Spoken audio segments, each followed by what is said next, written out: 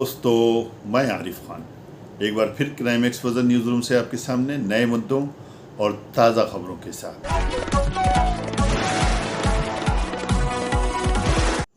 ये हैं कपूर फैमिली के राजीव कपूर। दोस्तों, इसी हफ्ते में मैंने अभी कुछ दिन पहले कपूर ख़ानदान के राजीव कपूर और रणधीर कपूर के बारे में बताया था कि उनका डाउनफॉल किस तरह से हुआ। बबीता जी उनको छोड़कर चली गई थी उनके शराब के कारण, शराब नोशी के कारण। रणधीर कपूर शराब ज़्यादा पीते थे और यही हाल राजीव कपूर का था। बहरहाल वो तो स्टोरी आप वहाँ पे देख सकते हैं। आज जो मैं आपको स्टोरी सुनाने के लिए जा रहा हूँ वो है अपने ज़माने के सुपरस्टार राजेश खन्ना की। जी हाँ, राजेश खन्ना दोस्तों वो चेहरा थे, वो हीरो थे, वो एक्टर थे जिनके लिए सबसे ज़्यादा लड़कियां दीवानी थीं। और ये शायद पहली बार इतिहास में ऐसा हुआ था कि किसी एक्टर की, किसी हीरो की फ़िल्म देखने के लिए लड़कियां पहले पार्लर जाती थीं या अपना जिस हिसाब से भी स्टाइल से मेकअप करती थीं वो मेकअप करके पिक्चर हॉल पहुंचती थीं। उन्हें ऐसा लगता था कि राजेश खन्ना उनको वहां से सीधे उन्हीं को देख रहे हैं या उन्हीं के लिए उस फिल्म में काम कर रहे हैं। राजेश खन्ना के पीछे लड़कियां दीवानी थीं। और इसके अलावा आपको ये भी बताता चलूँ कि राजेश खन्ना ये अकेले ऐसे एक्टर थे जो जब भी जिस प्रोड्यूसर के पास में गए काम मांगने के लिए तो अपनी महंगी गाड़ियों से, कारों से जाया करते थे। ये उनका आशीर्वाद बंगला है जो 2014 में बिक चुका है। और इसके बारे में आपको मालूम ही होगा कि आशीर्वाद में कभी महफिलें जमती थीं, लेकिन बहरहाल अब तो ये सब इनकी कहानी ख़त्म ही हो गई है। कहते हैं कि इंसान अपने हाथों से अपने पैरों में कभी कभी कुल्हाड़ी मार लेता है। राजेश खन्ना की बर्बादी में भी राजेश खन्ना के अलावा किसी और का हाथ नहीं था, बल्कि राजेश खन्ना का ख़ुद का हाथ था। रात के 3-3, 4-4 बजे तक उनकी पार्टीज़ होती थी, दारू शराब ये सब कुछ चला करती थी, जिसके कारण उनका लीवर जो है बर्बाद हो गया। और एक दिन वो ऐसा आया कि उनका लीवर सड़ गया और लीवर कैंसर हो गया और उसी लीवर कैंसर के कारण उनकी मौत भी हो गई। आपको ये भी बता दूं कि डिम्पल कपाड़िया जिन्होंने बॉबी के बाद में एक धूम मचाई थी बॉबी रिलीज़ होते ही और हज़ारों फिल्मों की उनको ऑफ़र थी, लेकिन राजेश खन्ना की वो भी दीवानी थी उस टाइम में। राजेश खन्ना को उन्होंने ऑफ़र भेजी या उन्होंने उनको ऑफ़र दी। बहरहाल दोनों की शादी हो गई। शर्त ये रखी गई कि डिम्पल कपाड़िया फिल्मों में काम नहीं करेंगी। शुरू में तो कुछ दिनों तक तो डिम्पल कपाड़िया ने काम नहीं किया, लेकिन बाद में जब राजेश खन्ना के जो लव अफेयर के किस्से टीना मुनीम के साथ में जब बयां हुए, जब बाहर आने लगे, तो उनको भी शायद कुछ एहसास हुआ होगा। उसके बाद उन्होंने अपनी शर्तें वो सब तोड़ दी और फिल्मों में काम करना शुरू कर दिया। और उस ज़माने के जो मशहूर नौजवान राइटर थे सलीम जावेद, उनसे भी कहते हैं कि राजेश खन्ना का पंगा हुआ था। राजेश खन्ना के लिए वो फिल्में लिखा करते थे, लेकिन हाथी मेरे साथी से उनका पंगा हुआ, क्योंकि हाथी मेरे साथी में उन्हें सिर्फ 5,000 रुपये मेहनताना मिला था, जबकि उस ज़माने में राजेश खन्ना ने 5 लाख रुपए लिए थे। इसके अलावा राजेश खन्ना ये चाहते थे कि सलीम जावेद उन्हीं के लिए कहानियाँ लिखें। कहते हैं कि उसके जवाब में सलीम जावेद ने उनसे कहा था कि आप जब अनेक प्रोड्यूसर के साथ में काम करते हैं तो हम क्यों सिर्फ आपके लिए कहानियाँ लिखें। बहरहाल वहाँ से जब उनका ये पंगे की शुरुआत हुई तो इन दो राइटरों की सोच भी बदल गई और ये जो रोमांटिक हीरो की छवि पेश किया करते थे, उसके बाद में इन्होंने एक एंग्री यंग मैन को अपना सब्जेक्ट बनाकर इन्होंने स्क्रिप्ट्स लिखी। और उसके बाद में जब पहले स्क्रिप्ट जंजीर लेकर ये प्रकाश मेहरा के पास में पहुँचे तो ज़बरदस्ती फोर्स करके राजेश खन्ना के बजाय अमिताभ को वहाँ पे हीरो बनवाया गया और वो फिल्म सुपर डुपर हिट हुई। और उसके बाद में फिर जब उन्होंने दीवार लिखी, उसकी स्क्रिप्ट गुलशन राय और यश चोपड़ा को सुनाई, तो वो भी ये चाहते थे कि उनकी फ़िल्म में राजेश खन्ना हीरो बने, लेकिन इन दोनों राइटरों की शर्त ये थी कि राजेश खन्ना किसी कीमत पे हीरो नहीं बनेंगे। इसमें भी अमिताभ को ही लिया गया और सभी ने देखा कि वो फिल्म भी सुपर डुपर हिट हो गई। बहरहाल राजेश खन्ना का ये तो ज़माना था जब उसके बाद में उनका जो डाउनफॉल शुरू हुआ, लेकिन जो उनका कामयाबी का जो दौर था वो भी सभी ने देखा कि लगातार एक के बाद एक वो सुपर डुपर हिट फिल्म देते रहे और फिल्म इंडस्ट्री में अपना नाम कमाते रहे। उनका जो अंत हुआ वो बहुत दुखद था। आखिरी टाइम में उनके बीवी बच्चे भी उनके साथ में नहीं थे, सिर्फ एक लिविंग में रहने वाली उनके साथ में एक महिला थी जो रहती थी, लेकिन उसके बाद में उनसे भी उनके रिश्ते अच्छे नहीं रहे थे।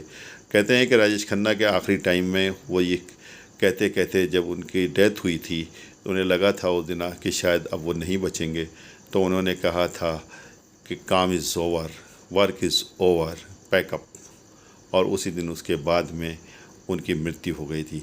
राजेश खन्ना के बारे में जैसे कि सब लोग जानते ही हैं कि राजेश खन्ना एक संजीदा एक्टर थे, जज्बाती एक्टर थे। आराधना फिल्म में उन्होंने बहुत शानदार काम किया, दो रास्ते, और उनकी अनेक ऐसी फिल्में थीं जो फिल्म इंडस्ट्री के अंदर जब तक फिल्म इंडस्ट्री रहेगी वो चलती रहेंगी, मौजूद रहेंगी।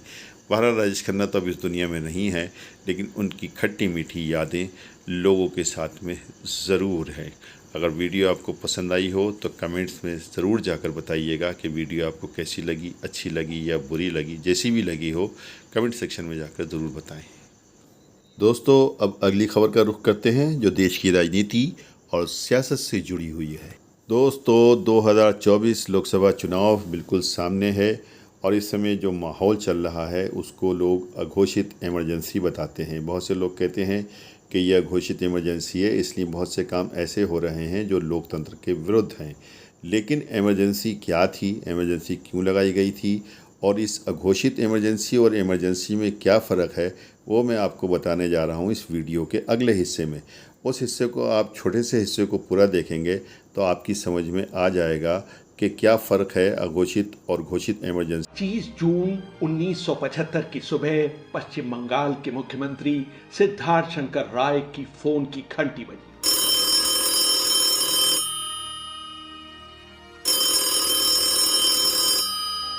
उस समय वो दिल्ली में ही बंग भवन के अपने कमरे में अपने बिस्तर पर लेटे हुए थे। दूसरे छोर पर इंदिरा गांधी के विशेष सहायक आर.के. धवन थे जो उन्हें प्रधानमंत्री निवास पर तलब कर रहे थे। जब राय एक सफदरजंग रोड पहुंचे तो इंदिरा गांधी अपनी स्टडी में बड़ी मेज के सामने बैठी हुई थी जिस पर खुफिया रिपोर्टों का ढेर लगा हुआ था। अगले 2 घंटों तक वो देश की स्थिति पर बात करते रहे।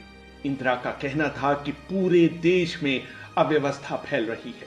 गुजरात और बिहार की विधानसभाएं भंग की जा चुकी हैं। इस तरह तो विपक्ष की मांगों का कोई अंत ही नहीं होगा। हमें कड़े फैसले लेने की जरूरत है। इंदिरा ने यह भी कहा कि वो अमेरिकी राष्ट्रपति रिचर्ड निक्सन की हेट लिस्ट में सबसे ऊपर है और उन्हें डर है कि कहीं उनकी सरकार का भी CIA की मदद से चिली के राष्ट्रपति साल्वाडोर अयेंडे की तरह तख्ता न पलट दिया जाए। बाद में एक इंटरव्यू में भी इंदिरा ने स्वीकार किया कि भारत को एक शॉक ट्रीटमेंट की जरूरत थी। इंदिरा ने सिद्धार्थ को इसलिए बुलाया था क्योंकि वो संवैधानिक मामलों के विशेषज्ञ माने जाते थे। मजे की बात यह थी कि उन्होंने तब तक अपने कानून मंत्री HR गोखले से इस बारे में कोई सलाह मशवरा नहीं किया था। राय ने कहा कि मुझे वापस जाकर संवैधानिक स्थिति को समझने दीजिए। इंदिरा राजी हो गईं, लेकिन यह भी कहा कि आप जल्द से जल्द वापस आइए। राय ने वापस आकर न सिर्फ भारतीय बल्कि अमेरिकी संविधान के संबद्ध हिस्सों पर नजर डाली। वो दोपहर बाद 3:30 पर दोबारा एक सफदरजंग रोड पहुंचे और इंदिरा को बताया कि वो आंतरिक गड़बड़ियों से निपटने के लिए धारा 352 के तहत आपातकाल की घोषणा कर सकती है। इंदिरा ने राय से कहा कि वो आपातकाल लगाने से पहले मंत्रिमंडल के सामने इस मामले को नहीं लाना चाहती। इस पर राय ने उन्हें सलाह दी कि वो राष्ट्रपति से कह सकती हैं कि मंत्रिमंडल की बैठक बुलाने के लिए पर्याप्त समय नहीं था। इंदिरा ने सिद्धार्थ शंकर राय से कहा कि वो इस प्रस्ताव के साथ राष्ट्रपति के पास जाएं। कैथरीन फ्रैंक अपनी किताब इंदिरा में लिखती हैं कि इसका राय ने यह कहकर विरोध किया कि वो पश्चिम बंगाल के मुख्यमंत्री हैं, प्रधानमंत्री नहीं। हाँ, उन्होंने ये पेशकश जरूर कर दी कि वो उनके साथ राष्ट्रपति भवन चल सकते हैं। ये दोनों शाम 5:30 बजे वहां पहुंचे। सारी बात फखरुद्दीन अली अहमद को समझाई गई। उन्होंने इंदिरा से कहा कि आप इमरजेंसी के कागज भिजवाइए। जब राय और इंदिरा वापस एक सफदरजंग रोड पहुंचे तब तक अंधेरा घिराया था। राय ने इंदिरा के सचिव PN धर को ब्रीफ किया। धर ने अपने टाइपिस्ट को बुलाकर आपातकाल की घोषणा के प्रस्ताव को डिक्टेट कराया। सारे कागजों के साथ R.के. धवन राष्ट्रपति भवन पहुंचे। इंदिरा ने निर्देश दिए कि मंत्रिमंडल के सभी सदस्यों को अगली सुबह 5 बजे फोन कर बताया जाए कि सुबह 6 बजे कैबिनेट की बैठक बुलाई गई है। जब तक आधी रात होने को आ चुकी थी, लेकिन सिद्धार्थ शंकर राय अभी भी एक सफदरजंग रोड पर मौजूद थे। वो इंदिरा के साथ उस भाषण को अंतिम रूप दे रहे थे जिसे इंदिरा अगले दिन मंत्रिमंडल की बैठक के बाद रेडियो पर देश के लिए देने वाली थी। बीच बीच में संजय उस कमरे में आ जा रहे थे। एक दो बार उन्होंने 10-15 मिनटों के लिए इंदिरा गांधी को कमरे से बाहर भी बुलाया। उधर आर के धवन के कमरे में संजय गांधी और ओम मेहता उन लोगों की लिस्ट बना रहे थे जिन्हें गिरफ्तार किया जाना था। उस लिस्ट के अनुमोदन के लिए इंदिरा को बार बार कमरे से बाहर बुलाया जा रहा था। ये तीनों लोग इस बात की भी योजना बना रहे थे कि अगले दिन कैसे समाचार पत्रों की बिजली काटकर सेंसरशिप लागू की जाएगी। जब तक इंदिरा ने अपने भाषण को अंतिम रूप दिया, सुबह के 3 बज चुके थे। राय ने इंदिरा से विदा ली, लेकिन गेट तक पहुंचते पहुंचते वो ओम मेहता से टकरा गए।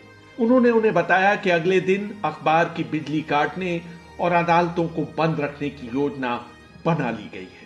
राय ने तुरंत इसका विरोध किया और कहा, यह बेतुका फैसला है, हमने इसके बारे में तो बात नहीं की थी, आप इसे इस तरह से लागू नहीं कर सकते। राय वापस मुड़े और धवन के पास जाकर बोले कि वो इंदिरा से फिर मिलना चाहते हैं। धवन ने कहा कि वो सोने जा चुकी है। राय ने जोर दिया, मेरा उनसे मिलना जरूरी है। बहुत झिझकते हुए धवन इंदिरा गांधी के पास गए और उन्हें लेकर बाहर आए। राय ने कैथरीन फ्रैंक को बताया कि जब उन्होंने इंदिरा को बिजली काटने वाली बात बताई तो उनके होश उड़ गए। उन्होंने राय से इंतजार करने के लिए कहा और कमरे से बाहर चली गई।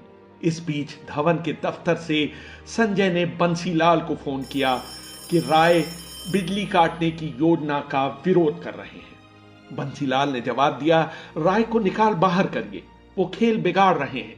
वो अपने आप को बहुत बड़ा वकील समझते हैं, लेकिन उन्हें कुछ आता जाता नहीं। जब राय इंदिरा का इंतजार कर रहे थे तो ओम मेहता ने उन्हें बताया कि इंदिरा सेंसरशिप तो चाहती हैं, लेकिन अखबारों की बिजली काटने और अदालतें बंद करने का आइडिया संजय का है। जब इंदिरा वापस लौटी तो उनकी आंखें लाल थी। उन्होंने राय से कहा, सिद्धार्थ, बिजली रहेगी और अदालतें भी खुलेंगी। राय इस खुशफहमी में वापस लौटे कि सब कुछ ठीक हो गया है। जब 26 जून को तड़के इंदिरा सोने गईं तो गिरफ्तारियां शुरू हो चुकी थी।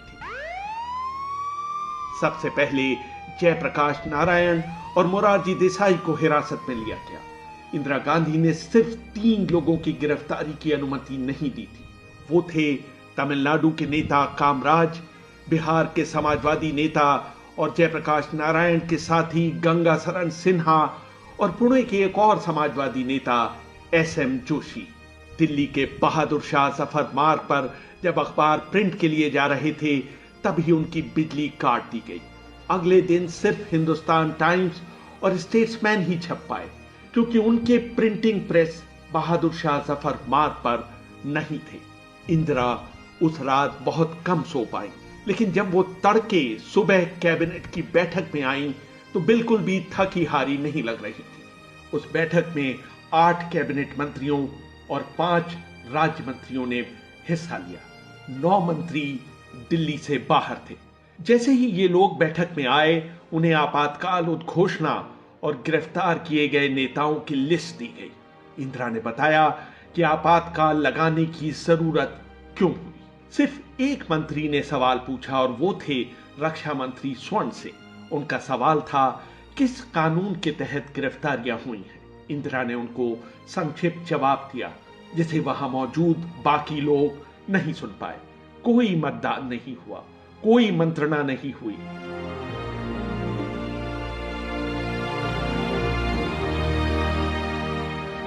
PN धर ने अपनी किताब Indira Gandhi the emergency in Indian democracy में लिखा कि भारत में इमरजेंसी को मंजूरी देने वाली ये बैठक मात्र आधे घंटे में खत्म हो गई।